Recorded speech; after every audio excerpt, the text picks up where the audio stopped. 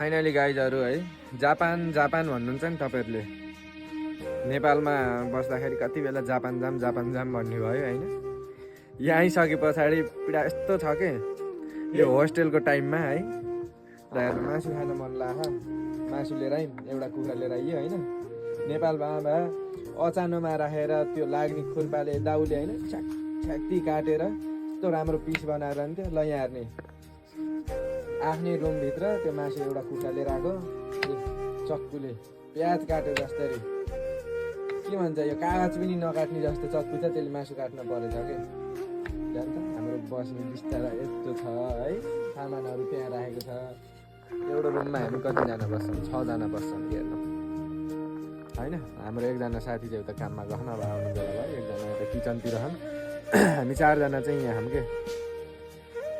जापानको लाइफ गाह्रो छ मन लागेको खानेकुराहरू बनाएर खान पनि यस्तो छ क्या काट्ने उड्ने यताउति ठाउँ छैन है यस्तै हो अब छोरो मान्छे भएपछि दुःख गर्नुपर्छ भन्ने चाहिँ थाहा छ हामीलाई तर जिन्दगी चाहिँ बेहाल बनाइदियो जापानले